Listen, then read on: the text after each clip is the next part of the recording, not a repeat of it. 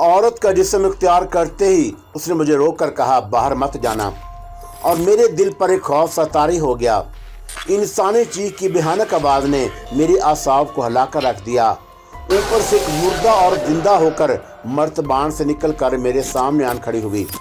मैंने बोलना चाहा, लेकिन खौफ के मारे मेरा हल्क खुश्क हो गया और अब भीख वक्त कई इंसानों की चीखों की आवाज़ें बुलंद होने लगी थी और ये आवाज़ें ऐसे लग रहा था जैसे हमारी कोठी की तरफ बढ़ रही हैं। ये वही पहाड़ था और जिसमें से तूफानी दरिया निकलकर एक तरफ का मुड़ गया था। और रोहिणी कहने लगी, हम गार में से नहीं निकलेंगे बल्कि पहाड़ के ऊपर से निकल जाएंगे। इससे बेहतर बात और क्या हो सकती थी कि मैं गार के अंदर के तारीक माहौल से बच गया था और हम पहाड़ के ऊपर आ गए। पहाड़ हमारे नीचे काफ़ी नीचे रह गया और उसके बाद स्याह डरावनी चट्टानों का सिलसिला था, जिसकी तंग और तारीक राह दीवारियों में से तूफानी दरिया क़यामत का डरावना शोर मचाता बह रहा था। और मैंने रोहिणी से कहा, सुल्ताना, मैंने ज़िंदगी में इतना खौफनाक दरिया नहीं देखा और अगर मेरे खुदा की मदद मेरे साथ ना होती तो मैं उसके करीब से भी कभी नहीं गुजर सकता था। रोहिणी कहने लगी कि शेरवान, हकीकत में ये दरिया और ये अजाब देने वाली दलदली मैदान और अस्तहा क्या है और इसका तुम्हें इल्म नहीं। ऐसे कई राज हैं और जिनका इल्म इंसान को उसकी मौत के बाद होता है और ये राज भी उनमें से एक है। लेकिन याद रखो कि ये राज भी नेक रूहों पर खुलता है और मेरे ऐसे गुनाहगार रूहें जो अपने बुरे अमाल के अज़ाब में फंस जाती हैं। खुदा का शुक्र है कि उसने मेरे गुनाह बख्श दिए। और मैंने कहा कि तुम तो मुझे ये राज बता सकती हो क्योंकि तुम एक अच्छी रूह हो। रोहिणी कहने लगी कि हमें बातें बताने की इजाज़त नहीं होती और हम अहकाम खुदाबंदी की हुक्म अदूली का तसव्वुर भी नहीं कर सकती। मैं बुशरी कमज़ोरी के बाद इसरार करने लगा कि रोहिणी मुझे ये राज और बाद दूसरे राज जो उसे अच्छी रूह बन जाने के बाद मालूम हो चुके थे बता दे। और रोहिणी यानी सुल्तान ने उसके जवाब में ये किया कि फ़िज़ा में स्याह चट्टानों के ऊपर उड़ते उड़ते एकदम रुक गई और मेरी तरफ देख कर बोली, फ़ैरोज़, अगर फिर कभी तुमने मुझे ये राज बताने के लिए कहा तो मैं तुम्हें हमेशा हमेशा के लिए छोड़कर चली जाऊंगी। रोहिणी ने पहली बार मुझे मेरे असली नाम से पुकारा था और ये इस बात का सबूत था कि अब उसको दिल से यकीन हो गया था कि मैं उसके मरहूम खामंद शहजादा शेरवान का दूसरा जन्म नहीं था। रोहिणी कहने लगी कि वादा करो और फिर मुझसे कभी ऐसा सवाल नहीं करोगे। और उसके लहजे में एक यकीन और एक अज़म था और मैंने फ़ौरन कहा कि मैं वादा करता हूँ सुल्ताना, और इस किस्म के सवाल तुमसे फिर कभी नहीं पूछूंगा। रोहिणी ने मुस्कुराकर मेरी तरफ देखा और बोली, फ़ैरोज़, मुझे अभी तुम्हारे साथ रहना है और अभी तुम्हें मेरी ज़रूरत है और मुझ पर तुम्हारी तरफ से एक फ़र्ज़ है जो मुझे उतारना है। और वो कर्ज़ ये है कि तुम्हें पुजारी डगू की गिरफ्त और उसकी मुसीबत से हमेशा के लिए निजात दिलानी है, ताकि उसके बाद तुम उन बदरूहों की मनहूस दुनिया से आज़ाद होकर हंसी खुशी नेक ज़िंदगी बसर कर सको। और फिर भी नतालिया का आसेब भी तुम्हारा पीछा कर रहा है और तुम्हें उससे भी रिहाई दिलानी है। और मैंने कहा, वो तुम्हारे भी तो पीछे लगा हुआ है। रोहिणी कहने लगी कि अब ये दोनों बदरूहें और आसेब मिलकर भी मुझे नुकसान नहीं पहुंचा सकती और खुदा के हज़ूर मेरे गुनाहों की बख्शिश के बाद मेरी रूह उनके नफ़ा या नुकसान से बहुत बुलंद हो गई है। और अब मैं जो कुछ भी करूंगी तुम्हें उन बदरूहों और आसेब से निजात दिलाने के लिए करूंगी। और मेरे पास अब कोई ना कोई तिलस्म है, ना जादू और ना कोई तिलस्मी मंत्र। खुदावंद करीम की खुशनुदी और उस पर दिल से भरोसा रखना ही मेरी सबसे बड़ा तिलस्म और मेरी सबसे बड़ी ताकत है। रोहिणी बिल्कुल बदल गई थी और उसमें एक हैरत अंगेज़ रूहानी तब्दीली आ चुकी थी और उसको देखकर, उसकी बातें सुनकर खुद मेरे अंदर रूहानियत और नेकी के जज्बात और ख्यालात पैदा होना शुरू हो चुके थे। और मेरे लिए भी एक नया फाल हम परवाज़ करते हुए स्याह चट्टानों के सिलसिले को पीछे छोड़ आए और अब बेबरगो बार यानी सूखे हुए टेढ़े मेढ़े और दरख्तों के झुंड के ऊपर से गुजर रहे थे। जब हम उस जंगल के ऊपर से भी गुजर गए और बंगलोर के गिरदो नवाह का नीम पहाड़ी इलाका शुरू हो गया तो मैंने रोहिणी से पूछा, सुल्ताना, तुम्हारा इरादा अब कहाँ जाने को है और क्या तुम दुर्गा की बदरू के पास जा रही हो? सुल्ताना के पाकीज़ा और पुरसकून चेहरे पर एक नाखुशगवार तासर उभर आया और उसने कहा, शेरवान, मेरा उन बदरूहों से अब कोई वास्ता नहीं रहा और उनका मेरी दुनिया से और मेरा उनकी दुनिया से कोई ताल्लुक नहीं। मैंने कहा कि क्या ये बदरू दुर्गा भी अगर चाहे तो तुमसे नहीं मिल सकती। जहाँ अच्छी रूहें होगी वहाँ बुरी और बदरूहों का कभी गुजर नहीं, और वह इस तरफ आने के ख्याल ही से डर जाएगी, और यूं अच्छी और बुरी रूह की दुनिया अलग अलग हो जाती है, नेकी नेकी और बुराई बुराई होती है। और मैंने कहा कि इसका तो मतलब ये हुआ कि अब नतालिया कासिब तुम्हारा कुछ नहीं बिगाड़ सकता। हाँ, रोहिणी ने कहा, और अब वो मुझे भी कोई नुकसान नहीं पहुंचा सकता, बल्कि नतालिया का आसिब भी मेरे करीब भी नहीं फटक सकेगा। और जिस तरह के जब तक तुम्हारी उंगली में शीश नागन के मोहरे वाली अंगूठी थी, नतालिया कासिब तेरे करीब नहीं आ सकता। और मैंने पूछा कि फिर हम कहाँ जा रहे हैं? मैं सबसे पहले तुम्हें किसी महफूज जगह पर पहुंचाना चाहती हूं, जब तक मैं तुम्हारे पीछे लगी रहूं, रघु और आसिब की बलाओं को हमेशा के लिए ख़त्म नहीं कर लेती, और तो तुम पूरी हिफाजत के माहौल में रहो। तुम्हारे ख्याल में ऐसी कौन सी जगह हो सकती है? रोहिणी ने मुझसे पूछ लिया कि तुम बताओ, तुम्हारे ख्याल में ऐसी कौन सी जगह हो सकती है जहां तुम पर इन बलाओं के हमले से महफूज रह सकते हो? रघु और नतालिया की बदरूहें और आसिब तुम्हें उस वक्त तक नुकसान नहीं पहुंचा सकती जब तक कि तुम्हारे बाजू के साथ अल्लाह के नाम का तावीज़ बंधा हुआ है और तुम्हारी उंगली में शीश नागन की माला है। लेकिन ये बलाएं किसी रूप में कोई भेष बदल कर तुम्हारे पास आकर तुम्हें वर्गलाकर ये दोनों चीज़ें तुमसे हासिल करके तुम्हें हलाक कर सकती हैं। इसलिए इन दोनों का खात्मा ज़रूरी है। मुझे डर है कि नतालिया के आसिब को मेरी रूहानी ताकत का पता चल गया होगा और उसने अपनी दफन शुदा खोपड़ी को अफ्रीका के जंगल से निकालकर ज़मीन की पाताल के अंदर किसी जगह छुपा दिया होगा, और इस तरह मेरे लिए उसका खात्मा करना कदरा मुश्किल हो जाएगा। लेकिन तुम्हें फ़िक्रमंद होने की ज़रूरत नहीं। नेकी की ताकत बहुत बड़ी ताकत होती है और बदी के तिलस्म उसका मुकाबला नहीं कर सकते, और मैं किसी न किसी तरह नतालिया के आसिब को जहन्नम में पहुंचा कर ही रहूँगी। और रघु का क्या होगा? मैंने पूछा। और वो तो मेरी जान का दुश्मन है, और नतालिया तो फिर भी मेरी जान के दुश्मन नहीं, बल्कि सिर्फ मुझे अपने साथ रखना चाहती है। रोहिणी ने कहा कि याद रखो, किसी बदरूह या आसिब का किसी जिंदा इंसान को अपने साथ रख लेना उसकी मौत होती है। और रघु की तुम फिक्र ना करो, और उससे तुम उसकी तमाम बदरूहों समेत उसके अंजाम तक पहुंचा दूंगी। हम परवाज़ करते हुए बंगलोर शहर को भी पीछे छोड़ चुके थे, और रोहिणी ने मुझसे पूछा कि तुम कहाँ जाना पसंद करोगे। मुझे अपने बचपन के दोस्त बम्बई वाले जमशेद का ही ख्याल आ गया, और मैंने कहा, अगर मैं बम्बई में अपने दोस्त जमशेद के पास चला जाऊं तो क्या ख्याल है, और उसके साथ मेरा दिल भी लगा रहेगा। रोहिणी ने कहा कि तुम्हारे दोस्त की जगह नतालिया के आसिब ने देख ली है, और तुम्हें याद है कि जब हम वहाँ थे और तुम्हारे दोस्त के गैराज के बाहर बैठे हुए थे तो एक साधु वहाँ से गुजरा था, और उसने रुक कर मेरी तरफ घूर कर देखा था। और मैंने कहा कि हाँ, मुझे याद है। जैसा कि मैंने तुम्हारे सामने दुर्गा को भी बताया था कि वह साधु नहीं बल्कि नतालिया के आसिब की भेजी हुई बदरू थी, और वह हम दोनों की तलाश में वहाँ आई थी। अब तुम वहाँ गए तो नतालिया के आसिब को फ़ौरन पता चल जाएगा, और मुमकिन है कि वो किसी दूसरे बेस में किसी बदरू को तुम्हारी अंगूठी चुराने के लिए भेजे, क्योंकि एक बार तुम्हारे हाथ की शीश नागन वाली अंगूठी नतालिया के कब्जे में आ गई तो फिर तुम सारी ज़िंदगी के लिए नतालिया के आसिब के कैदी बन जाओगे, और फिर शायद मैं भी तुम्हारी कोई मदद नहीं कर सकूंगी। मैंने कहा, लेकिन सुल्ताना, और मेरा जमशेद के सिवा दुनिया में और कोई दोस्त भी नहीं, कोई रिश्तेदार भी नहीं, और फिर किसी अजनबी और अकेली जगह पर रहा तो नतालिया का आसिब आसानी से मुझे शिकार बना सकेगा, और अपने दोस्त जमशेद के पास रहूँगा तो नतालिया की भेजी हुई बदरू को मुझे वर्गलाने का इतनी आसानी से मौका नहीं मिल सकेगा। ये तुम ठीक कह रहे हो, रोहिणी ने कहा। तो फिर मुझे जमशेद के पास बम्बई ले चलो। और मैंने फैसला करते हुए कहा, लेकिन वहाँ तुम्हें हर वक्त चौकस रहना होगा। और रोहिणी ने मुझे हदायत की, तो उसकी तुम फिक्र ना करो। और मैंने कहा, और मुझे नतालिया के आसिब और उन बदरूहों का काफ़ी तजर्बा हो चुका है, और मैं उनकी बू दूर ही से पा लेता हूँ। तो फिर चलो और बम्बई की तरफ चलते हैं। रोहिणी ने मुस्कुराकर कहा, और मेरा हाथ थाम कर अपना रुख मशरक़ की जानब कर लिया। बम्बई वहाँ से ज़्यादा फासले पर नहीं था, और जिस वक्त रोहिणी ने अपना रुख मशरक़ की तरफ किया तो उसने मुझसे कहा, इस वक्त हम भोपाल के ऊपर से गुजर रहे हैं, और भोपाल के बाद बड़ा शहर हम जिस फ़ज़ाई रास्ते से जा रहे थे होशंगाबाद और फिर खंडवा था। उसके बाद नासिक का शहर आ जाता था, जो बम्बई से रेल का 1.5-2 घंटे का सफ़र था। चुनांचे हम बड़ी जल्दी बम्बई के नवाही आबादियों के ऊपर पहुंच गए, और अब तो बम्बई का शहर बहुत फैल गया है, और भारत की हुकूमत ने उसका नाम भी बम्बई से मुंबई रख दिया है। असल में ये शहर हिंदुओं की एक देवी मंबा देवी के नाम पर आबाद हुआ था और उस ज़माने में भी उसका नाम मुंबई ही था।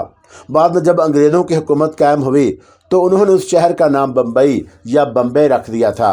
और जिस वक़्त हम बम्बई शहर के ऊपर आए उस वक़्त शाम का वक़्त था और शहर की रोशनियां जगह जगह जगमगा रही थीं और मुझे तो कोई अंदाज़ा नहीं था कि जमशेद का इलाका किस तरफ है, मगर रोहिणी को सब मालूम था। उसने शहर की रोशनियों के ऊपर एक चक्कर लगाया और फिर मुझे साथ लेकर एक रेलवे स्टेशन के बाहर सड़क के फुटपाथ पर उतर आई और कहने लगी, ये वही लोकल स्टेशन है और जिसके करीब तुम्हारे दोस्त का फ्लैट और गिराज है। और मैंने भी स्टेशन को पहचान लिया था। मैंने रोहिणी से कहा कि सुल्ताना और मैं तो गायब हूँ और अपने दोस्त जमशेद से कैसे मिलूँगा, और इससे पहले तो मैं कभी उसे इस हालत में नहीं मिला और उससे मेरे बारे में इस किस्म की बातों का इल्म भी तो नहीं। हम एक जगह फुटपाथ पर रुक गए और रोहिणी कहने लगी, इस बार मैं क्या कह सकती हूँ, क्योंकि मैंने तुम्हें गायब नहीं किया और तुम खुद ब खुद गायब हुए हो और हो सकता है कि तुम अपने आप ज़ाहिर हो जाओ। इसका मतलब है कि मुझे किसी जगह ज़ाहिर होने का इंतज़ार करना पड़ेगा। आगे चलते हैं, शायद इस दौरान तुम अपनी असली शक्ल में वापस आ जाओ। हम फुटपाथ पर चल नहीं रहे थे बल्कि ज़मीन से एक फुट बुलंद होकर फिज़ा में तैर रहे थे और हमारी रफ्तार इतनी ही थी जैसे हम चल रहे हों। और हम थोड़ी ही दूर गए थे कि मेरे जिस्म को एक हल्का सा दचका लगा और मैं अपनी इंसानी शक्ल में वापस आ गया।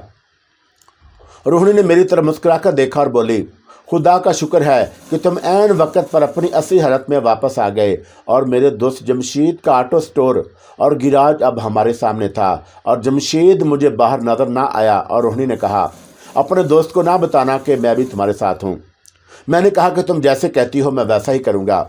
और जमशेद इस वक्त अपने फ्लैट में था और मेरा सुनकर फ़ौरन नीचे आ गया और बड़ी गर्म जोशी से मुझे गले लगा लिया और हैरान होकर कहने लगा, फ़िरोज़ तुम अचानक किस तरफ निकल आते हो और फिर अचानक कहाँ गायब हो जाते हो। और मैंने कहा, जमशेद चाहे कुछ भी हो मगर मैं तुम्हें मिलने के लिए तो आ तो जाता हूँ और तुम मुझसे ये ना पूछो कि मैं कहाँ से आता हूँ और कहाँ गायब हो जाता हूँ। और मैं तुमसे वादा करता हूँ कि जब वक्त आएगा तो सबसे पहले मैं तुम्हें बताऊँगा कि मैं अचानक कहाँ से आ जाता था और फिर अचानक कहाँ गायब हो जाता था। जमशेद हंसकर कहने लगा, ठीक है भाई, और मैं तुमसे कभी नहीं पूछूंगा, लेकिन वादा करो कि तुम इसी तरह कभी न कभी मुझसे मिलने के लिए आते रहोगे। हम गैराज के बाहर कुर्सियों पर बैठ गए और मैंने कहा, फिक्र ना करो, मैं इस दफ़ा काफ़ी दिन तुम्हारे पास रहूँगा, खुदा करे कि ऐसा ही हो। और जमशेद ने हंसकर कहा, मैं देख रहा था कि रोहिणी गायबी हालत में हमारे दरमियान मौजूद थी मगर जमशेद उसे नहीं देख सकता था। आखिर जमशेद से रहा ना गया और कहने लगा, पिछली बार तुम आए थे तो तुम्हारी बीवी भी तुम्हारे साथ थी और इस दफ़ा तुम भाभी को अपने साथ क्यों नहीं लाए। और मैंने रोहिणी की तरफ देख कर कहा, वो मेरे साथ ही है। जमशेद ने हैरान होकर कहा, क्या मतलब है तुम्हारा? मेरा मतलब है कि सुल्ताना का ख्याल मेरे साथ है और उस तरह के वो मेरे साथ ही है। जमशेद हंसने लगा, यार तुमने अचानक कैसे शादी कर ली, और कुछ भाभी के बारे में बताओ, और क्या वह तुम्हारी कोई रिश्तेदार खातून थी या तुमने किसी दूसरी बरादरी में शादी की है? मैंने कहा कि ये मैं तुम्हें बाद में किसी वक्त बताऊंगा। अच्छा ये बताओ कि तुम्हें कितने दिन का वीज़ा मिला है? और जमशेद ने पूछा। मैंने उसके हाथ पर हल्की सी थपकी देते हुए कहा, खातर जमा रखो, इस बार मैं 3 माह का वीज़ा लगवा कर आया हूँ। तुम्हारा सामान कहाँ है? और मैं अपने साथ कोई सामान नहीं लाया, बस 3 कपड़ों में ही आया हूँ। और इस दौरान मैंने नोट किया कि रोहिणी मेरे सामने वाली कुर्सी पर गायबी हालत में बैठी सड़क पर से गुजरने वालों का बड़े गौर से जायज़ा ले रही थी और शायद उसे डर था कि नतालिया के असेब ने मेरी सुराग रसानी के लिए किसी बदरूह को इंसानी भेस में ना भेजा हो। मैंने और जमशेद ने रात का खाना इकट्ठा खाया और उसके बाद हम बातें करने लगे। रोहिणी गायबी हालत में कमरे में मौजूद थी और वह थोड़ी थोड़ी देर के बाद खिड़की के पास जाकर बाहर बाजार में झांक कर देख लेती कि रघु पुजारी या नतालिया के असेब का भेजा हुआ आदमी तो किसी बेस में बाहर मौजूद तो नहीं। जब रात ज़्यादा हो गई तो मैं दूसरे कमरे में सोने के वास्ते आ गया और रोहिणी मेरे साथ ही आ गई। कहने लगी कि मैं बराबर बाहर निगाह रखे हुए थी और अभी तक तो हालात ठीक जा रहे हैं और हमारे दुश्मनों में से ना कोई खुद हमारी तलाश में यहाँ आया है और ना उन्होंने अपनी किसी बदरूह को भेजा है। मैंने कहा कि मेरा ख्याल है कि उन्हें हमारे फ़रार का अभी इल्म नहीं हुआ। रोहिणी मेरे पलंग के सामने कुर्सी पर बैठ गई और कहने लगी, अपने दुश्मन से कभी गाफिल ना होना और ये आसेब और बदरूहों का सब पता लग जाता है और नतालियों को मेरे फ़रार का उसी वक्त इल्म हो गया होगा, लेकिन गुनाह धुल जाने के बाद मेरी रूह में नेकी की ताकत आ गई है। आसेब और बदरूहें नेक पाक रूहों के करीब नहीं आती और वह हमारी खुशबू दूर ही से महसूस कर लेती हैं और भाग जाती हैं। मैंने रोहिणी से कहा कि सुल्ताना, ये बात मैं तुम्हें बताना भूल गया था कि जब से तुम्हारी रूह के गुनाह धुल गए हैं और तुम पाकीज़ा रूह बन गई हो, मुझे तुम्हारे जिस्म से बड़ी रूह परवर धीमी धीमी खुशबू आती महसूस होने लगी है। रोहिणी ने कहा कि यह रहमत खुदाबंदी की खुशबू की एक हल्की सी झलक है और अभी मैं पाकीज़ा और नेक रूहों के पहले दर्जे में हूँ और यही वजह है कि मैं तुम्हारे साथ दुनिया भर में चल फिर लेती हूँ, क्योंकि अभी मेरे अंदर दुनियावी ख्यालात और दुनियावी ख्वाहिश मौजूद है और ये दुनियावी ख्वाहिश तुम्हें तुम्हारे दुश्मनों से छुटकारा दिलाने की ख्वाहिश है, ताकि तुमने मुझ पर जो एहसान किया है वो बोझ उतार दूँ। और हम दुनिया के बोझ साथ लेकर रूहानी दर्जे तय नहीं कर सकती और मेरा दूसरा बोझ मेरे मरहूम खावंद से मेरी मोहब्बत है और ये भी एक दुनियावी जज्बा है। और नेक रूहों को बुलंद दर्जों तक पहुँचने के लिए दुनिया की तमाम मोहब्बतों को अपने से अलग करके सिर्फ अल्लाह पाक की मोहब्बत में सरशार होना होता है। और अभी मेरी रूह में ये कमज़ोरियाँ मौजूद हैं, इसलिए मैं रूहानी बुलंदियों की पहली सीढ़ी पर ही हूँ। लेकिन मैं जानती हूँ कि मैं बहुत जल्द इन फ़ानी दुनियावी जज्बों से आज़ाद होकर सिर्फ खुदाए वाहद की इबादत गुजार और सिर्फ उसी की हम्दो सना करने वाली रूह बन जाऊँगी और फिर तुम मुझे कभी उसकी दुनिया में नहीं पाओगे। रोहिणी यानी सुल्ताना ने पहले कभी मेरे साथ ऐसी रूहानी अज़मतों वाली गुफ्तगू नहीं की थी और उसकी बातें खुद मेरे अंदर एक रूहानी बुलंदी का एहसास पैदा कर रही थी और खुदा पर मेरा ईमान और पुख्ता हो रहा था और मेरा दिल गवाही देने लगा कि सब तारीफ़ें अल्लाह ही के लिए हैं और जो सिर्फ जहानों का रब है। मैंने रोहिणी से कहा कि सुल्ताना, रूहानियत के इस मकाम पर पहुंचने के बाद क्या तुम अपने मुश्तरका दुश्मन रघु और नतालिया के असेब को हलाक कर सकोगी? रोहिणी ने इसका जवाब में कहा कि हम मंशा खुदाबंदी के मुताबिक अमल करती हैं। जिस तरह जादू टूना करने वाले और बदरूहें कुदरत के कानून में दखल अंदाजी करके बाद मकासद अपनी मर्ज़ी के मुताबिक हासिल करने की कोशिश करते हैं, हम ऐसा नहीं करती और ये हमारे मसलक के ख़िलाफ़ है और हम कानून कुदरत के ख़िलाफ़ वर्जी का तसव्वुर भी नहीं कर सकती।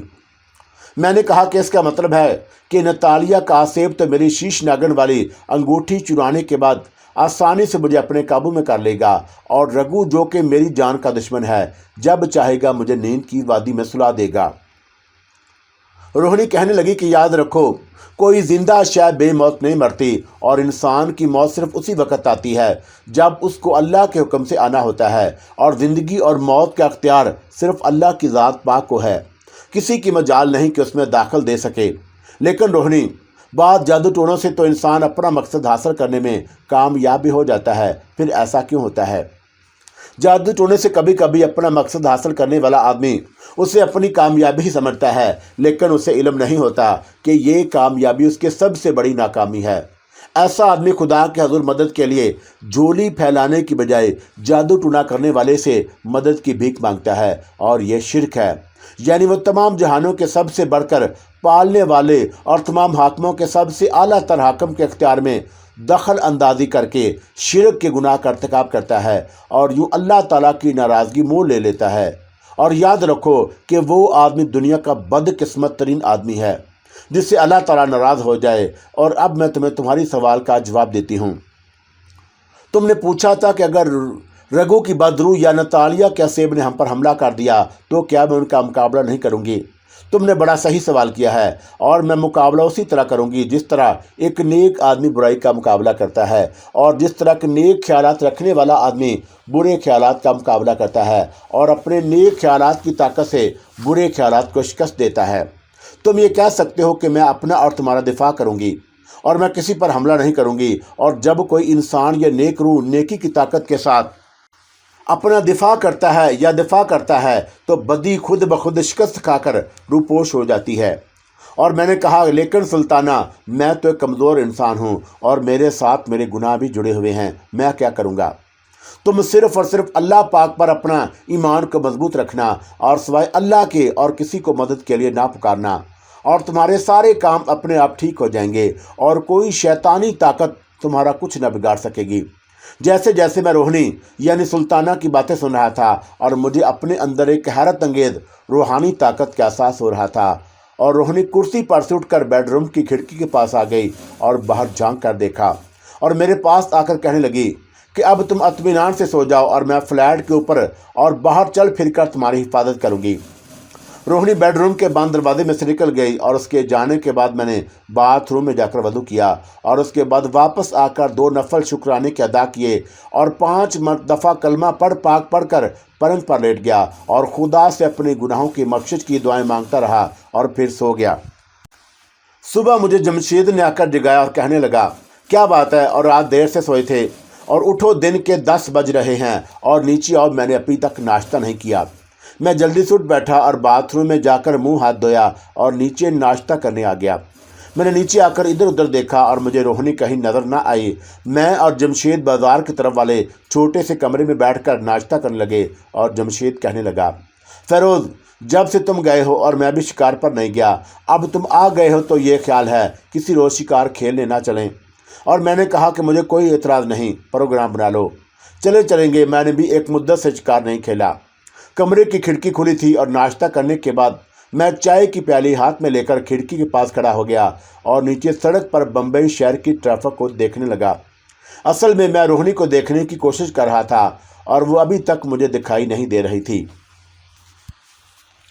जमशेद अभी तक नाश्ते की मेज़ पर ही बैठा नाश्ता कर रहा था और उसने मुझे आवाज़ देकर कहा, फ़ेरोज़ यार, मेरे साथ चाय की दूसरी प्याली ही पी लो और तुम बड़ी जल्दी नाश्ता करते हो। और मैं नाश्ते की टेबल पर आकर बैठ गया और अपने लिए चाय की दूसरी प्याली बनाने लगा। बम्बई का इलाका मरतूबा इलाका है और वहाँ बारिशें बहुत होती हैं, इसलिए उस इलाके में चाय बहुत पी जाती है और आदमी चाय ना पिए तो जिस्म टूटने लगता है और मरतूब आबो हवा आदमी को सुस्त बना देती है। चुनांचे हिंदुस्तान के तमाम मशरकी और मगरबी साहल के शहरों में चाय का बहुत रवाज है और जनूबी हिंदुस्तान में मौसम और ज़्यादा गर्म मरतूब हो जाता है क्योंकि वहाँ बारिशें बहुत होती हैं। चुनांचे बंगलोर और मदारस और दूसरे जनूबी शहरों में काफ़ी बहुत ज़्यादा पी जाती है और वहाँ चाय की निस्बत काफ़ी का रवाज आम है। मैं चाय की दूसरी प्याली का एक घूंट पी रहा था और कमरे में इधर उधर भी देख रहता था। मैं हैरान था कि रोहिणी अभी तक क्यों नहीं दिखाई दी और मेरे इधर उधर बार बार देखने को जमशेद ने नोट किया और पूछने लगा, तुम इधर उधर क्या देख रहे हो? मैंने कहा कि कुछ नहीं, वैसे ही देख रहा है। और इतने में मुझे रोहिणी दरवाजे में से कमरे में दाखिल होती नजर आ गई। रोहिणी के साथ बातें करते हुए ऐसे होता था कि मैं उसकी आवाज़ सुन लेता था, मगर वहाँ पर मौजूद कोई दूसरा आदमी उसकी आवाज़ नहीं सुन सकता था। रोहिणी को देखकर मेरे मुंह से बेख्तियार निकलने ही लगा कि तुम कहाँ थे, मगर मैं जल्दी से संभल गया। जमशेद ने सुन लिया कि और तो वह हैरान होकर पूछेगा कि तुम किससे मुखातब हो, और रोहिणी सीधी मेरे पास आकर मेरे पास जो कुर्सी थी उस पर बैठ गई और कहने लगी, मैं इलाके में बदरूहों की सुरागरसानी करती ज़रा दूर निकल गई थी, तुम परेशान तो नहीं हुए? अब मेरे मुंह से निकल गया और थोड़ा परेशान तो ज़रूर था। और मेरा जुमला जमशेद ने सुन लिया और मेरे सामने बैठा था और उसने तो सुनना ही था और तज्जब से मेरी तरफ देख कर बोला कि तुम किस लिए परेशान हो फ़ेरोज़?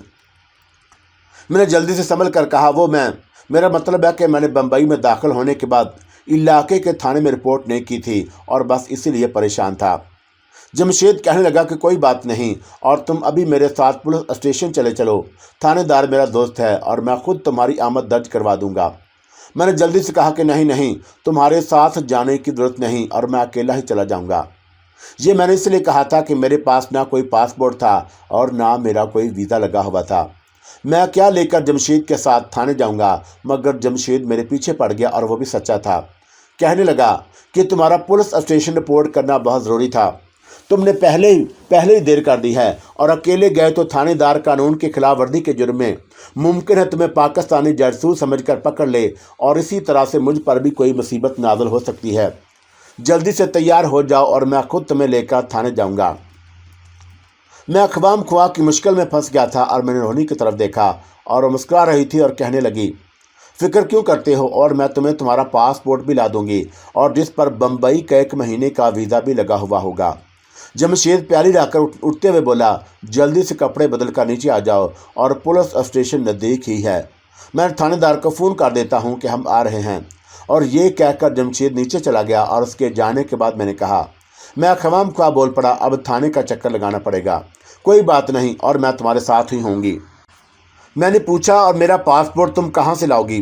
उसने कहा कि वह सामने वाली अलमारी का निचला दरवाज़ा खोल कर देखो, एक लिफाफे में तुम्हारा पासपोर्ट मौजूद है। और मैं उठकर अलमारी के पास गया और उसके निचले दरवाजे को खोला तो अंदर से भूरे रंग का एक लिफाफा पड़ा था।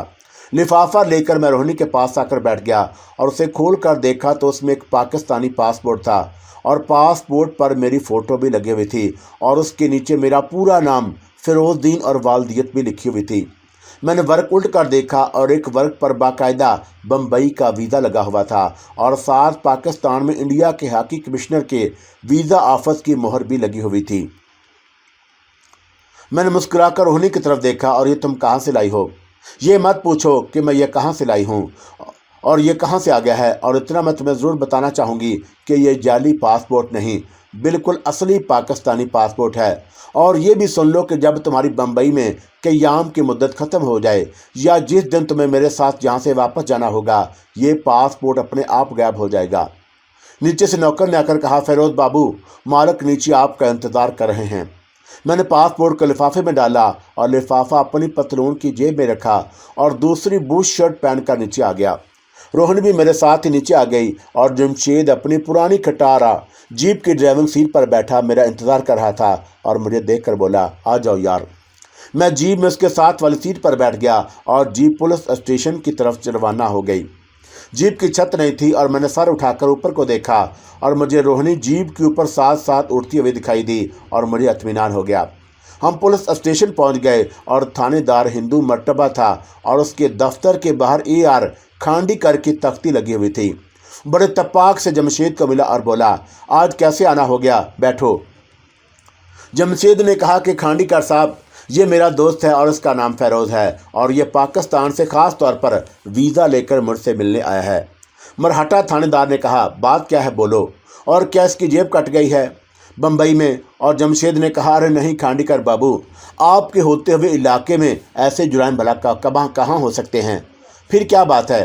तब जमशेद ने थानेदार को बताया कि मेरा दोस्त से एक गलती हो गई है और उसने बम्बई में आने के फ़ौरन बाद पुलिस स्टेशन रिपोर्ट नहीं की।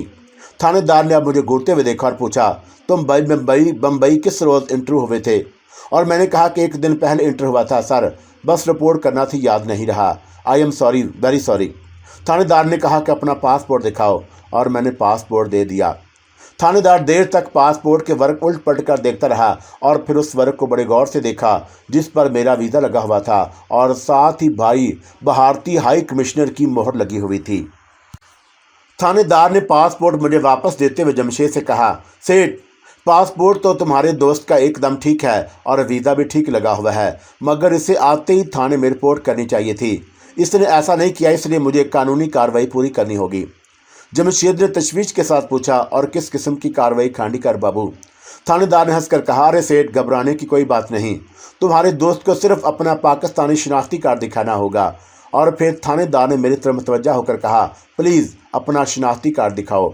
शनाख्ती कार्ड मेरे पास कहाँ से आता? और मैंने कह दिया, सर, पासपोर्ट पर मेरे शनाख्ती कार्ड की कापी लगी हुई है। और थानेदार ने ज़रा सख्त लहजे में कहा, वो तो मैंने देख ली और मैं ओरिजिनल शनाख्ती कार्ड देखना चाहता हूँ। पाकिस्तान से जो लोग वीज़ा लेकर इंडिया जाते थे उनके पास उनके शनाख्ती कार्ड का होना ज़रूरी होता था और मेरे मुंह से निकल गया, सर, शनाख्ती कार्ड तो मेरे पास नहीं। थानेदार ने हैरान होकर कहा, और दूसरे मुल्क से जो कोई गैर मुल्की इंडिया में आता है उसके पास उसका शनाख्ती कार्ड होना चाहिए और ये कानून है। तुम्हारे पास तुम्हारा शनाख्ती कार्ड क्यों नहीं? रोहिणी मेरे करीब ही थी और उसने मुझे डांटते हुए कहा, ये क्या कह दिया तुमने? तुम्हारा शनाख्ती कार्ड मेरे पास मौजूद है और अपनी पतलून की पिछली जेब में देखो। और मैंने जल्दी से कहा, आई एम सॉरी सर, मैं भूल गया था कि शनाख्ती कार्ड तो मैं अपने साथ लेकर चला था, अभी दिखाता हूँ। मैंने पतलून की 2 जेबें महज दिखाने के लिए टटोली और फिर पिछली जेब में से हाथ डाला और तो मेरी उंगलियों किसी चीज़ से टकराई और मैंने इसे बाहर निकाला। ये मेरा पाकिस्तानी शनाख्ती कार्ड था और शनाख्ती कार्ड देखकर मेरे दोस्त जमशेद ने भी इत्मीनान का सांस लिया और वो भी परेशान हो गया था। मैंने शनाख्ती कार्ड थानेदार के हवाले कर दिया और उसने शनाख्ती कार्ड को बड़े गौर से उलट पलट कर देखा और बोला, बिल्कुल ठीक है। थानेदार ने एक रजिस्टर मंगवाकर उस पर मेरा नाम, पता, पासपोर्ट नंबर और तारीख दर्ज की और बोला, आइंदा आप भारत आएँ तो इसी रोज़ थाने में रिपोर्ट करना ना भूलें। और जमशेद ने कहा, खांडीकर बाबू, अब आया तो मैं इसी वक्त से इसे आपके पास ले आऊँगा। रोहिणी ने मुझसे कहा कि ये मामला भी तय हो गया है, अच्छा हुआ। और मैंने कहा हाँ बड़ा अच्छा हुआ, और जमशेद ने मेरी तरफ को चौंक कर देखा और बोला हाँ बड़ा अच्छा हो गया है, चलो वापस चलते हैं। जमशेद ने खांडीकर थानेदार को नमस्ते किया और हम जीप में बैठकर वापस फ्लैट पर आ गए। दूसरे दिन शिकार का प्रोग्राम बन गया और रोहिणी को मेरे शिकार के प्रोग्राम का इल्म हुआ तो कहने लगी, मेरा दिल नहीं मानता कि तुम शिकार पर जाओ। क्यों? मैंने कहा, और उसमें क्या बुराई है? वो बोली कि जंगल में बदरूहों और सीबों का ज़्यादा खतरा होता है। और मैंने कहा कि सुल्ताना, अब अगर मुझे यहाँ रहना है तो मैं बिल्कुल पत्थर का बुत बनकर तो यहाँ नहीं रह सकता, और कुछ सैरो तफरी भी करनी होती है। और फिर हम दोनों शुरू ही से शिकार के शौकीन रहे हैं। रोहिणी ने कहा, और शायद तुम भूले नहीं कि उसी शिकार के शौक़ ने तुम्हें उस मुसीबत में फंसा दिया था और जिसमें तुम अभी तक फंसे हुए हो। ना तुम शिकार पर जंगल में जाते और ना वहाँ तुम्हें बारिशों की तूफानी रात में पुराने किले में पनाह लेना पड़ती, और ना तुम्हारे सामने वो कत्ल की वारदात दोहराई जाती जिसके बाद तुम मेरी बदरूह को आज़ाद करके आज तक उसकी सज़ा भुगत रहे हो। मैंने हंसकर कहा कि सुल्ताना, मुकद्दर में जो लिखा होता है वो होकर रहता है, और फिर मैं समझता हूँ कि कुदरत ने मेरे हाथों ये काम करवाना था और मैं तुम्हारी बदरूह को मर्तबान से निकाल कर आज़ाद कर दूँ ताकि तुम पछतावे और मलाल के एक तवील मरहले से गुजर कर कुदरत खुदाबंदी से मुआफ़ी हासिल कर सको। रोहिणी खामोश हो गई और उसने कोई जवाब न दिया। और मैंने कहा, और फिर तुम भी तो मेरे साथ होगी और तुम एक अच्छी रूह हो। तुम्हें कई बातों का पहले से इल्म हो जाता है और तुम मुझे किसी भी खतरे से पहले ही खबरदार कर सकती हो। रोहिणी कहने लगी, और ये तुम्हें किसने कहा कि रूहों को पहले से कई बातों का इल्म हो जाता है? जिस तरह बात आदमियों की छठी हिस्स बड़ी तेज़ होती है और उन्हें किसी आने वाले खतरे का सिग्नल मासूल हो जाता है, उसी तरह एक अच्छी रूह को भी कभी कभी किसी खतरे की बात का एहसास हो जाता है। लेकिन किसी चीज़ का तफसील से इल्म हो जाना ऐसा नहीं होता कि आलमुल गैब सिर्फ अल्लाह ताला की ज़ात ही तक है। हाँ, वो अपनी रहमत से किसी नेक रूह को थोड़ा सा ये वसफ़ दे दे, ये अलग बात है। लेकिन इस नेक रूह पर वाजिब बल्कि लाजम हो जाता है कि वो कुदरत के दिए हुए इस अतिये को बेजा इस्तेमाल ना करे। और मैंने कहा कि इसका मतलब है कि तुम्हें खतरे का एहसास तो हो सकता है ना? हाँ, थोड़ा थोड़ा पेशगी एहसास हो सकता है, रोहिणी ने जवाब दिया। तो फिर मैं शिकार पर जाने से क्यों डरूं? और अगर कहीं कोई ऐसी वैसी बात होने वाली होगी तो तुम मुझे खबर कर देना और मैं उसी वक्त शिकार से वापस आ जाऊंगा। रोहिणी कहने लगी, फिर भी मेरा दिल नहीं मानता कि तुम शिकार खेलने जंगल में जाओ। मैं हंस पड़ा, सुल्ताना, कभी कभी तुम बिल्कुल बच्चों की तरह जिद करने लगती हो। और वो बोली कि क्या करूं, और ये मेरी तुमसे मोहब्बत है और जिसके हाथों मजबूर हो जाती हूं, और बस इस दुनिया की यही एक कमज़ोरी मेरे साथ रह गई है। मैंने और जमशेद ने शिकार की तैयारियां शुरू कर दी। बंदूकें राइफलें साफ़ करके उन्हें आयल वगैरह दिया गया और जमशेद के 3 मुलाजम अब्दुल वगैरह भी हमारे साथ शिकार पर जा रहे थे और वो हमेशा शिकार पर साथ जाते। अब्दुल शिकार का गोश्त बड़ा अच्छा पकाता और बंदूक का निशाना भी बड़ा अच्छा लगाता था। आखिर एक दिन हम 2 जीपों में शिकार का साजो सामान रखकर शिकार पर रवाना हो गए। जैसा कि मैं पहले बयान कर चुका हूं कि हम बम्बई के करीबी जंगल में ही शिकार खेले जाया करते थे और ये जंगल हमारे देखे वाले थे। बम्बई से हम दिन के वक्त नाश्ता करके निकले और दोपहर के वक्त हम बम्बई से 100-150 मील के फासले पर वाक़या एक बहुत बड़े और घने जंगल में पहुंच गए। और उस जंगल में हरन, चीतल और नील गाय का शिकार बहुत मिलता था। कभी कभी कोई चीता, शेर भी इस जंगल में आ निकलता, मगर शेर और चीते आम तौर पर इस जंगल के बहुत आगे जहां दरिया बहता था वहां ही रहते थे। हमने घने जंगल में एक जगह पड़ाव डाल दिया। अब्दुल 2-3 जंगली मुर्गियां शिकार करके ले आया और उन्हें भून कर पकाया और हमने उन्हें खाकर कुछ देर आराम किया और शाम होने से कुछ देर पहले जंगल में शिकार के लिए निकल पड़े। और हरनों की डारें आमतौर पर शाम के वक्त तालाबों पर पानी पीने आती थी, मगर उस रोज़ वहाँ कोई हरन दिखाई ना दिया। और मैंने जमशेद से कहा, आज ये हरन किस तरफ पानी पीने निकल गए? मैं भी पहली बार देख रहा हूँ कि तालाब पर एक भी हरन नहीं। चलो आगे चलते हैं। और जंगल में उस जगह 2-3 छोटे बड़े तालाब थे और हम दूसरे तालाब पर आ गए। वहाँ भी कोई हरन या चीतल ना मिला और उसी तरह तीसरा तालाब भी खाली पड़ा था। और जमशेद बोला, मैं अपने शिकारी ज़िंदगी में पहली बार ये बात देख रहा हूँ कि शाम के वक्त तालाब पर एक भी हरन नहीं। और मैंने कहा कि कहीं हरन डर कर उस जंगल से फरार तो नहीं हो गए। जमशेद ने कहा कि ऐसा पहले कभी नहीं हुआ और हरन को सिर्फ शेर का ही डर होता है, लेकिन शेर के डर से आज तक कोई हरन जंगल छोड़कर जाता नहीं देखा। और ना कभी सुना ही है। फिर हरन कहाँ चले गए? और जमशेद बोला, ये मामा मेरी समझ से बाहर है। रोहिणी इस वक्त हमारे साथ साथ चल रही थी और उसे मालूम था कि अगर मुझसे कोई बात करेगी तो उसकी आवाज़ मेरे सिवा और कोई नहीं सुन सकेगा। और उसने मुझे मुखातब होकर कहा, शेरवान, मुझे इस जंगल में किसी आसेब की बू महसूस हो रही है और शायद हरन उस आसेब की बू पाकर ही यहाँ से भाग गए हैं। और मैंने कहा कि क्या जानवर भी आसेब और बदरूहों से डरते हैं? और मेरा यह जुमला जमशेद ने सुन लिया था और वो ये समझा कि ये बात मैंने उससे मुखातब होकर कही है और कहने लगा, मेरा ख्याल है कि जानवरों को किसी बदरूह का सबसे पहले एहसास हो जाता है, मगर तुम्हें बदरूहों का ख्याल कहाँ से आ गया? और मुझे फ़ौरन अपनी गलती का एहसास हो गया और मुझे रोहिणी की बात के जवाब खामोश रहना चाहिए था। और मैंने रोहिणी की तरफ देखा और वह मुस्कुरा रही थी और मैंने जमशेद से कहा, यूँ ही ख्याल आ गया था और जंगल में सुना है कि आसेब और बदरूहें रातों को घूमती फिरती रहती हैं। जमशेद बोला, और मैं इन बातों को नहीं मानता, चलो वापस चलते हैं और सुबह के वक्त निकलेंगे और उस वक्त परिंदों का शिकार भी बहुत मिल जाएगा। हम अपने पड़ाव में वापस आ गए और हमने एक छोटा सा खैमा लगा रखा था और खैमे के आगे हमने आग का अलाव रोशन कर लिया। उसके दो फ़ायदे थे। एक फ़ायदा तो ये था कि आग के धुएं से हमें मच्छरों से निजात मिल जाती और दूसरा फ़ायदा ये था कि आग की वजह से कोई जंगली दरिंदा उस तरफ नहीं आता था। वहीं हमने रात का खाना खाया और अब्दुल ने चाय बना दी और हम चाय पीने और बातें करने लगे और रोहिणी हमारे खैमे के आसपास फिर रही थी और जैसे मेरी देखभाल कर रही हो। जब रात काफ़ी गहरी हो गई तो जमशेद बोला, यार मुझे तो नींद आ रही है और मैं सोने चला।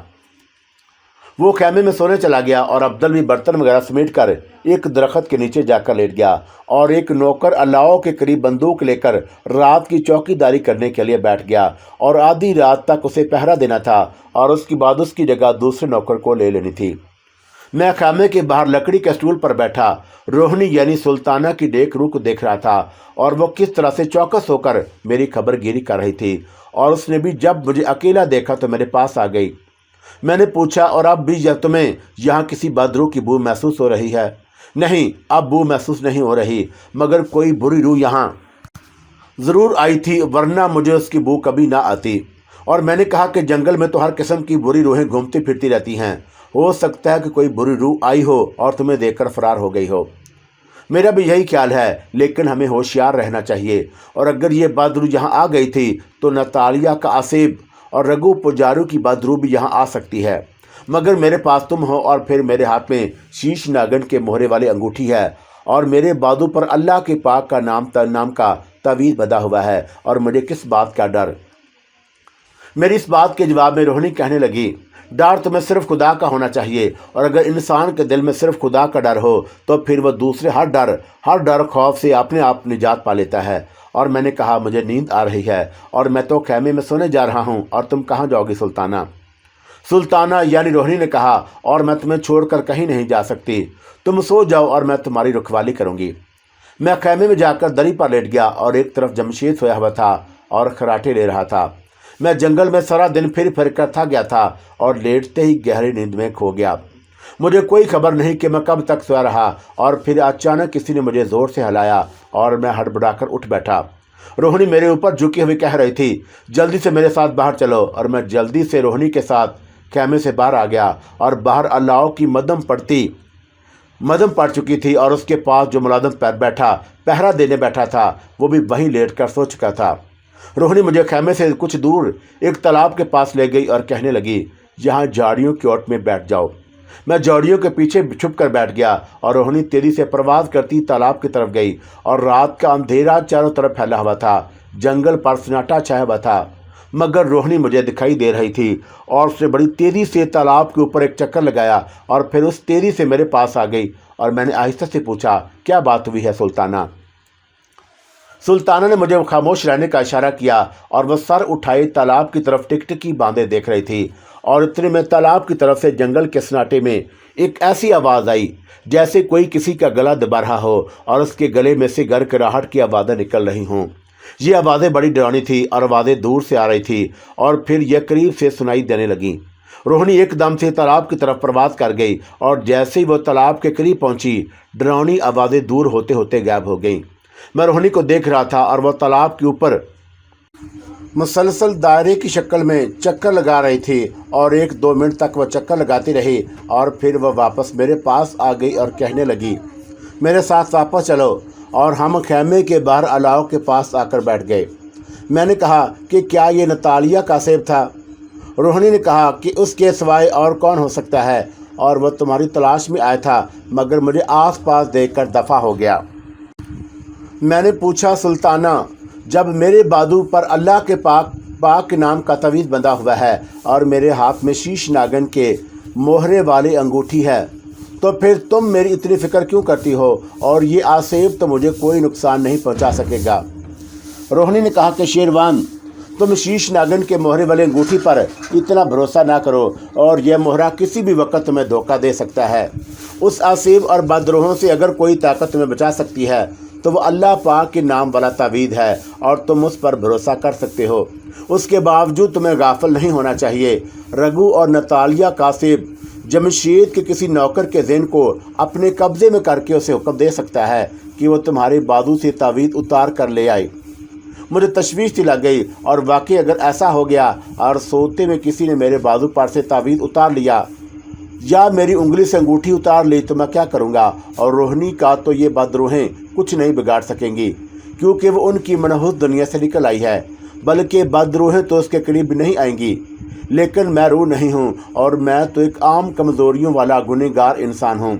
मुझे तो ये बदरूहें 1 सेकंड में अपने कब्ज़े में कर लेंगी। लेकिन मैंने अल्लाह के ख्याल और उस पर ईमान की ताकत से अपने दिल को मजबूत किया और रोहिणी से कहा, सुल्ताना, मुझे अपने खुदा पर भरोसा है, और मेरा अपना खुदा पर बड़ा ईमान है, और बदी की शैतानी ताकतें मुझे कोई गुजंद नहीं पहुंचा सकती। उसके बावजूद मैं तुम्हारी हिदायत पर अमल करूंगा और हर वक्त अपने दुश्मनों से होशियार रहूंगा।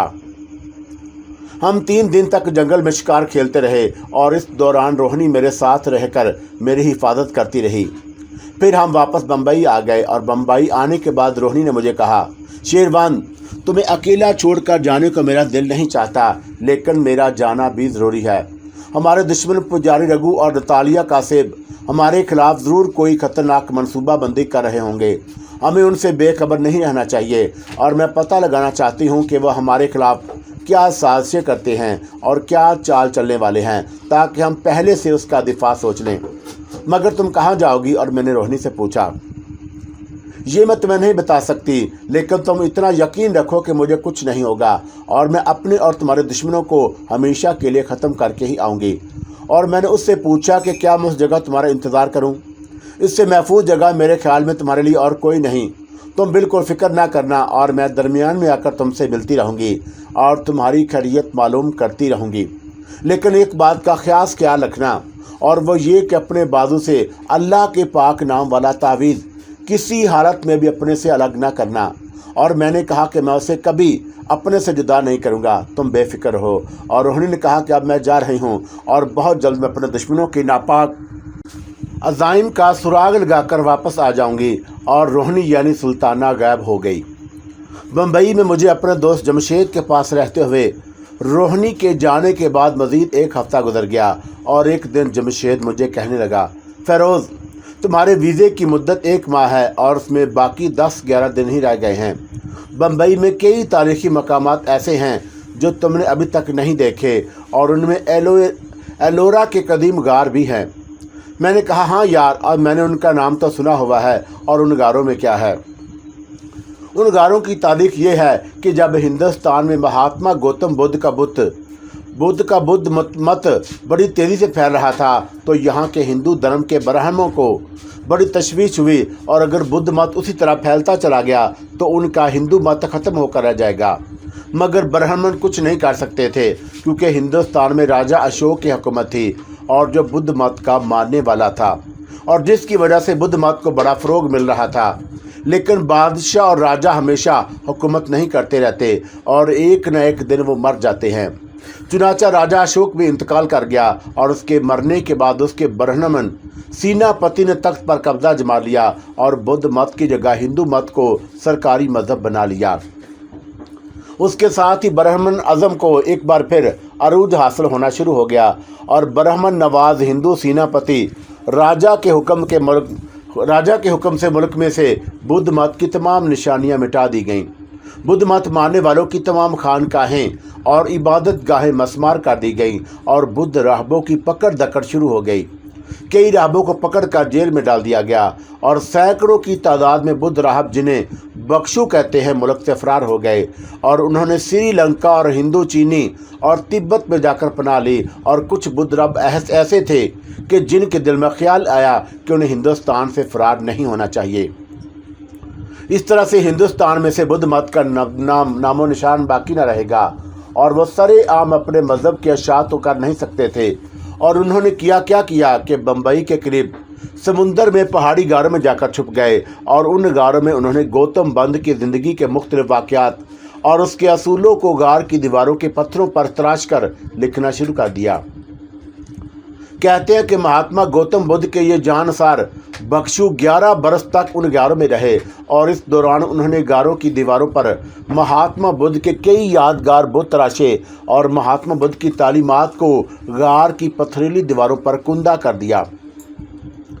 वक्त गुजरता गया और हिंदुस्तान की सरजमीन से महात्मा गौतम बुद्ध का बुद्ध मत बिल्कुल ख़त्म कर दिया गया और हिंदू मत का राज हो गया। ब्राह्मणों ने एक तरह से फिर अरूज हासिल कर लिया और उनका राजा दरबारों में इस कदर ज़्यादा अमल दखल था कि राजा उनकी मर्जी पूछे बगैर कोई हुक्म सादर नहीं कर सकता था। उन ब्राह्मणों को पता चला कि बम्बई के एलोरा गारों में कुछ बुद्ध राहबों ने गौतम पंत की ज़िंदगी के हालात और उनकी तालीमात कुंदा की हैं, तो वह फ़ौरन गारों में पहुंच गए। वहां उन्होंने बुद्ध मत की कई मूर्तियां और मुजस्मे और कुंदा की हुई तालीमात तोड़ फोड़ डाली और उनकी जगह हिंदू धर्म की देवी देवताओं के उड़िया मुजस्मे बना दिए। बस ये है एलोवेरा के गारों की मुख्तसर सी तारीख। और क्या अब तुम एलोवेरा के गार देखना पसंद नहीं करोगे? और मैंने फ़ौरन कहा क्यों नहीं, और मैं अभी तुम्हारे साथ एलोवेरा के गारों में चलने को तैयार हूँ। जमशेद बोला कि ऐसा करते हैं कि सूरज गुरूब होने के बाद चलेंगे और आज मुझे दिन में कारोबार के सिलसिले में एक जगह जाना है। चुनाचा हमारा सूरज गुरूब होने के बाद का एलोवेरा के तारीखी गार देखने का प्रोग्राम बन गया और दोपहर को जमशेद अपने कारोबारी सिलसिले में किसी से मिलने चला गया और वह सूरज गुरूब होने से 1 घंटा पहले वापस आ गया और कहने लगा, बस हमें चाय पीकर चल पड़ेंगे। और मैं नहा धोकर तैयार हो गया और जमशेद भी मुंह हाथ धोकर आ गया। हम चाय मंगवाकर पीने लगे और मैंने जमशेद से कहा, और ये एलोरा के गार यहाँ से कितनी दूर किस जंगल में हैं? जमशेद बोला कि ये जंगल में नहीं बल्कि समुंदर में है। क्या मतलब? और मैंने पूछा, जिन पहाड़ों के अंदर ये गार हैं वो पहाड़ियाँ बम्बई के साहल से कुछ फासले पर समुंदर में वाक़या हैं और वहाँ तक स्टीमर चलते रहते हैं और दूसरे मुल्कों के सयाह दूर दूर से ये अजीबोगरीब गार देखने आते हैं। ये जानकर मुझे इत्मीनान हो गया कि हमें किसी दूर दराज जंगल में नहीं जाना पड़ेगा। और चाय पीने के बाद जमशेद ने अब्दुल से कहा, जी बाहर निकालो और हमें गेटवे ऑफ इंडिया तक छोड़ आओ। गेटवे ऑफ इंडिया बम्बई के शुमाल जनूब में साहल समुंदर पर एक बारादरी है और जिसे अंग्रेज़ों ने बनाया था। चौंका अंग्रेज़ हिंदुस्तान में समुंदर के रास्ते से आए थे और इसीलिए उन्होंने यादगार के तौर पर ये बारादरी तामीर कराई थी। ये अंग्रेज़ तर्ज तामीर का नमूना है और चारों तरफ उसके चौकोर सतून हैं। अक्कब में सीढ़ियाँ समुंदर में उतरती हैं और जहाँ एक घाट बना हुआ है और इस घाट पर से लोग कश्तियों और स्टीमरों पर बैठकर समुंदर की सैर को जाते हैं। एलोरा के गारों को भी उसी जगह से स्टीमर चलते हैं और अब्दुल हमें गेटवे ऑफ इंडिया की बारादरी टाइप की तारीखी इमारत के पास छोड़कर वापस चला गया। हमने पीछे घाट पर आकर टिकट लिए और एलोरा के गारों की तरफ जाने वाले स्टीमर में सवार हो गए। स्टीमर में कुछ गैर मुल्की सियाह मर्द और औरतें भी बैठी थी और स्टीमर समुंदर में रवाना हो गया। एलोरा के गारों वाली पहाड़ियाँ साहल से ज़्यादा दूर नहीं हैं और हम 10-15 मिनट में वहाँ पहुँच गए। एलोरा के कई तारीखी गार थे और जो पहाड़ियों के अंदर एक दूसरे से मिले हुए थे। एक जगह से हमने टिकट लिए और पहले गार में दाखिल हो गए। ये गार वाकई बड़े पुरअसरार थे और उनकी छतें बहुत ऊंची थी और दीवारों को खोदकर कहीं पत्थरों में मूर्तियां तराशी हुई थी और कहीं राजा को दरबार लगाए हुए दिखाया गया था। अगरचे ब्राह्मणों ने अपने दौरे इक़्तिदार में बुद्ध मत की बेशुमार निशानियों को मिटा दिया था, मगर फिर भी कुछ उनके हाथों से बच गईं और उनमें महात्मा बुद्ध की पैदाइश से लेकर उनके ज्ञान हासिल करने तक के खास वाक़यात जो दीवारों पर तराशे गए थे अभी तक सही हालत में मौजूद थे। कई जगहों पर गौतम बुद्ध के बड़े बड़े बुत बने हुए थे और पत्थर की वो सीलें भी महफूज थी जिन पर पाली जुबान में बुद्ध मत की खास तालीमात कुंदा की हुई थी। लेकिन ज़्यादा मूर्तियाँ हिंदू मत की देवमाला की देवी देवताओं की थी और दीवारों पर राजा के दरबार में देवदासियों को रक्स करते हुए भी दिखाया गया था। हमने घूम फिर कर 3-4 गार देखे और फिर ज़रा सांस लेने के लिए एक जगह बैठ गए। इतने में एक गाइड औरत जिसने गाइड की वर्दी पहनी हुई थी हमारे पास आई और हमें नमस्ते किया और बोली, सर आपने अभी तक शायद मथरौली गार का नहीं देखा। सर अगर आपने मथरौली गार को नहीं देखा तो यकीन करें कि आपने कुछ नहीं देखा। और इस गार को देखने दुनिया भर के सयाह आते हैं और गार की तस्वीरें उतार कर ले जाते हैं। मैं थक गया था और वैसे भी मुझे इन बुतों और मूर्तियों वाले गारों से कोई ज़्यादा दिलचस्पी ना थी और जितना देखना था बस देख लिया था। लेकिन जमशेद इस किस्म की तफरीहात का बड़ा दिलदादा था और कहने लगा, अच्छा और ये मथरौली का गार कहाँ पर है? गाइड औरत ने कहा, सर उन्हीं पहाड़ियों में है और यहाँ से आगे तीसरा गार है। मेरे साथ चलें और मैं आपको उस गार में बनी हुई तस्वीरों की तारीख भी बताती जाऊँगी। मेरी फ़ीस की परवाह न करें और मैं आपसे कुछ नहीं लूँगी। जब जमशेद बड़ा कफ़ायतशार था और ये सुनकर कि वह मुफ्त में मथरौली गार की सैर करेगा फ़ौरन चलने को तैयार हो गया। पता नहीं क्या बात थी कि मेरा उस गार की तरफ जाने को दिल नहीं मानता था, मगर जमशेद मुझे खींचकर अपने साथ ले गया। मथरौली का गार दूसरे गारों की निस्बत ज़्यादा कुशादा नहीं था और बिल्कुल तंग गली की तरह था और छत भी ज़्यादा ऊंची ना थी। कहीं कहीं धीमी रोशनी वाले बिजली के बल्ब जल रहे थे और दीवारों पर उनकी मध्यम रोशनी में अजीबोगरीब हिंदू देवी देवताओं की उभरी हुई तस्वीरें बनी हुई थीं। गार में दाखिल होते ही मेरे दिल पर एक बोझ सा पड़ गया और मेरा दिल फौरन वहां से वापस चलने को चाहा, मगर जमशेद के शौक को देखकर मैं खामोश रहा। जमशेद बड़े इश्तियाक के साथ दीवार पर कुंदा मूर्तियों और तस्वीरों को देख रहा था और गाइड औरत एक एक मूर्ति और तस्वीर का तारीखी पस मंज़र बयान कर रहे थे और गार की फ़िज़ा में मुझे घुटन सी महसूस हुई और मैं बादल नाखवास्ता जमशेद के साथ साथ चल रहा था। गाइड औरत एक तस्वीर के पास जाकर रुक गई और उस तस्वीर में एक डांस करने वाली नर्तकी या देवदासी एक सांप को अपने जिस्म के साथ लपेटे रक्स के पोज में दिखाई गई थी और दोनों जन्म अजीब डरावनी शक्लों वाले लोग ज़मीन पर चौकड़ियाँ मारकर बैठे हुए थे। और गाइड औरत ने कहा, ये मथरौली नर्तकी है। कहते हैं कि ये राजा बकरमाजीत के दरबार में सांप का रक्स किया करती थी और जब ये रक्स करती तो ज़मीन के नीचे पाताल से राक्षस उसका रक्स देखने आ जाते। और उस तस्वीर में आपको दोनों जन्म जो डरावनी शक्ल वाले बुत नज़र आ रहे हैं और ये पाताल के राक्षस हैं।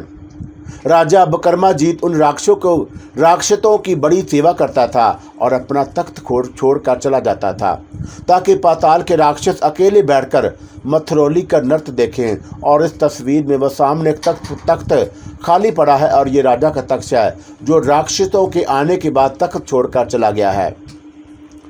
जमशेद ने पूछा कि ये औरत जिसका नाम तुमने मथरौली बताया है, सांप जिस्म के गिर्द लपेट कर क्यों रक्स करती है और क्या ये कोई खास डांस था? गाइड औरत ने कहा कि मथरौली नर्तकी के बारे में पुरानी किताबों में लिखा है कि वो आग की देवी से ब्याही हुई थी, मगर वो राक्षसों से बहुत डरती थी और उनका अपना रक्स दिखाने की ज़रूर उनके पास पाताल में जाया करती थी। उसकी खबर नाग देवता को हो गई और उसने मथरौली नर्तकी को डस कर हलाक कर दिया और उसकी लाश पाताल के गहरे गार में फेंक दी। पाताल के राक्षसों को जब पता चला कि नाग देवता ने हसद में आकर उनकी पसंदीदा नर्तकी मथरौली को हलाक कर दिया है तो वह उस गार में पहुंच गए जहां मथरौली नर्तकी की लाश पड़ी थी। हिंदू देवमाला की किताबों में लिखा है कि राक्षसों ने अपने जादू के दौर से मथरौली को फिर से जिंदा कर दिया और उसे बकरमाजीत के दरबार में ले गए और राजा से कहा कि यह मथरौली नर्तकी है और हमें इसका नर्तक अच्छा लगता है, हम इसका नर्तक देखने तुम्हारे दरबार में आ जा करेंगे। और इस वक्त दरबार में हमारी और नर्तकी मथुरा के सिवा और कोई नहीं होना चाहिए। राजा ने हाथ बांधकर कहा, और महान देवताओं ऐसा ही होगा। और ये मेरे लिए बड़ी सौभाग्य की बात है कि आप मेरे दरबार में पधारेंगे। इसके बाद मथुरौली नर्तकी सिर्फ उस वक्त डांस करती जब राक्षियों ने आना होता था। जमशेद ने पूछा कि ये सांप जो इस औरत ने अपने जिस्म पर लपेटा हुआ है, और क्या ये नाग देवता है? गाइड औरत ने कहा कि नहीं, ये नाग देवता नहीं, बल्कि नाग देवता की तरफ से मथुरौली की निगरानी करने वाला सांप है। और नाग देवता पाताल के राक्षसों का मुकाबला तो नहीं कर सकता था, लेकिन वो ये भी नहीं चाहता था कि उसकी पत्नी मथुरौली को राक्षस अपने साथ पाताल में ले जाएं। चुनाचा उसने खुफिया तौर पर एक जहरीला सांप मथुरौली के जिस्म के गिर्द लपेट दिया था और मथुरौली को खबरदार कर दिया कि अगर कभी उसने किसी राक्षस के साथ पाताल में जाने का इरादा किया या किसी राक्षस से कोई बात की तो ये सांप उसी वक्त उसे डस लेगा। और ये सांप इतना जहरीला है कि उसके डसते ही मथुरौली के जिस्म को आग लग जाएगी और वो जल कर राख हो जाएगी। उस वजह से मथुरौली मजबूर थी और सांप को हर वक्त अपने जिस्म के साथ लगाए रखे, क्योंकि सांप ने उसे कह दिया था कि मैं हर वक्त तुम्हारे जिस्म से लिपटा रहूँगा और एक लम्हे के लिए भी तुमसे अलग नहीं रहूँगा। मैं उस गाइड की खिराफात सुनते सुनते तंग आ गया था और मैंने झंझला कर कहा, तो मैं ये क्या कहा है, कहानी ले बैठी हो और हमें इन बातों से कोई दिलचस्पी नहीं, चलो जमशेद वापस चलो। गाइड औरत ने मेरी तरफ चौंक कर देखा और एक लम्हे मुझे ऐसी नज़रों से देखने लगी जैसे उसने पहली बार मुझे देखा हो और मुझे उस जगह देख कर हैरान हो रही हो। उसके चेहरे पर मुझे हैरत के साथ साथ खौफ का आंसर भी दिखाई दे रहा था। और फिर उसने कपकपाती हुए आवाज़ में कहा, महाराज मुझे माफ़ कर दें और मैंने आपको पहचाना नहीं। उसके साथ ही हिंदू गाइड औरत ने हाथ जोड़कर मेरे आगे साथ झुका लिया और मुंह ही मुंह में संस्कृत का कोई श्लोक पड़ा। जमशेद को तो हैरान होना ही था और मैं खुद हैरान होकर औरत को देखने लगा कि यह क्या कह रही है, लेकिन मैंने उसके अजीब से जुमले पर ज़्यादा गौर न किया और जमशेद का बाजू पकड़कर वापस चल पड़ा। जमशेद मेरे साथ चल पड़ा और कहने लगा, इस औरत से तो मैं यह क्या कह दिया महाराज कि मुझे माफ़ कर दे, मैंने आपको पहचाना नहीं।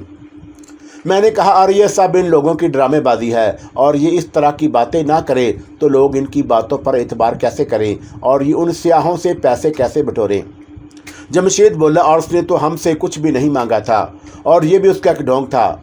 और कहने को तो मैंने जमशेद से कह दिया था, लेकिन दिल में सोचने लगा था कि इस औरत को कहीं पता तो नहीं चल गया कि मेरा तलक बदरूहों और रसीबों की दुनिया से किसी न किसी सूरत में रहा है। और ये हिंदू गाइड औरत हिंदुओं की देवमाला के माहौल में रहने वाली औरत थी।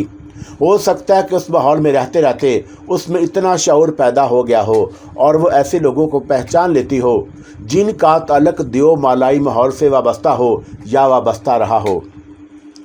हम एलोरा के गारों से बाहर निकल आए और बाहर आकर जमशेद ने कहा, मेरा ख्याल है कि उस औरत ने महज ड्रामाबाजी ही की है, तुम ठीक कहते हो। और मैंने कहा कि जमशेद, इन लोगों का कारोबार ही यही है और इस किस्म की बातें ना करें तो उनको कोई ना पूछे और स्याह खुद ही गारों की सैर करते रहें। हम स्टीमर में बैठकर गेट वे ऑफ इंडिया आ गए और यहाँ से हमने एक टैक्सी पकड़ी और अपने फ्लैट पर आ गए। उस वक्त रात का पहला पहर शुरू हो चुका था और जमशेद का ऑटो वर्कशॉप और गिराज रात 10-11 बजे तक खुला रहता था। खाना खाने के बाद 10 बजे तक मैं वर्कशॉप में ही जमशेद के पास बैठा इधर उधर की बातें करता रहा और फिर मुझ पर गनोदगी सी तारी होने लगी और मैंने जमशेद से कहा, मैं तो सोने जा रहा हूँ और बड़ी नींद आ रही है। जमशेद बोला, और बस मैं अभी थोड़ी देर में आने वाला हूँ। मैं ऊपर कमरे में आकर पलंग पर लेट गया और एलोरा के गार की गाइड औरत के जुमले पर गौर करने लगा।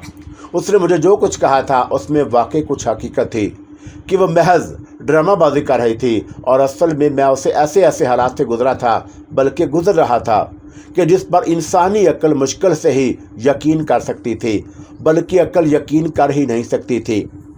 सोचने लगा कि हो सकता है उस गाइड औरत ने मेरे चेहरे पर किसी बदरूह के साई को गुजरते देख लिया हो और आखिर बदरूहें और असीब मेरे पीछे तो लगी हुई हैं और जिसमें किसी नतीजे पर ना पहुंच सका तो मैंने टेबल लैंप बुझाया और आंखें बंद करके सोने की कोशिश करने लगा। अभी मैं बेदारी और नींद के दरमियान में हालत में ही था कि अचानक मुझे रोहिणी के जिस्म से आने वाली खुशबू का एहसास हुआ और उसके साथ ही टेबल लैंप अपने आप रोशन हो गया। मैंने जल्दी से आंखें खोल दी और मेरे सामने रोहिणी खड़ी थी और मैं उठकर बैठ गया और रोहिणी से कहा, सुल्ताना, अच्छा वक्त तुम आ गई और इस वक्त मुझे तुम्हारी ही ज़रूरत थी।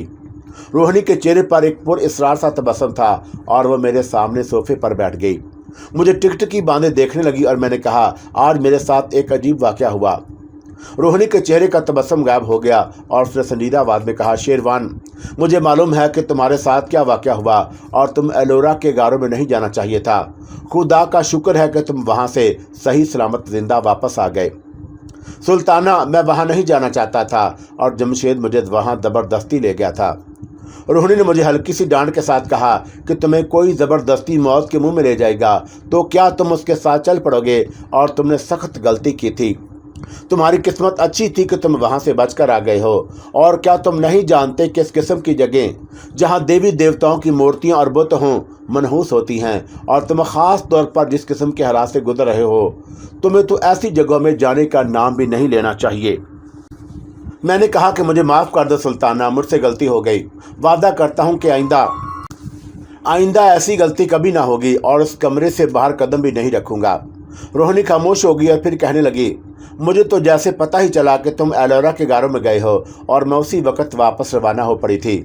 मुझे बम्बई की फ़िज़ा में दाखिल होने के बाद मालूम हुआ कि तुम खैरियत के साथ उस मनहूस जगह से वापस अपने फ्लैट पर पहुंच गए हो और मैं सीधी तुम्हारे पास आ गई।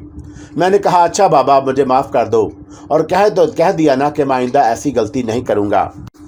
और रोहिणी ने मोहब्बत भरी नाराज़गी के लहजे में कहा, शेरवान, क्या तुम्हें मालूम नहीं कि मुझे तुम्हारा किस कदर ख्याल रहता है? और क्या तुम्हें मालूम नहीं कि मैं तुम्हें इन हालात से निकालने के लिए कितनी जद्दोजहद कर रही हूँ? और यकीन करो कि मैं ऐसे ऐसे खतरात मोल ले रही हूँ जिनका मैंने कभी तसव्वुर भी नहीं कर सकती, और सिर्फ तुम्हारी खातर। और मैं तो एक रूह ही हूँ, और पहले एक बुरी रूह थी और अब एक ऐसी रूह हूँ जिसको मुआफ़ी मिल चुकी है और जिसके गुनाहों से अलग कर दिए गए हैं। और फिर भी मैं एक रूह ही तो हूँ और तुम एक ज़िंदा इंसान हो।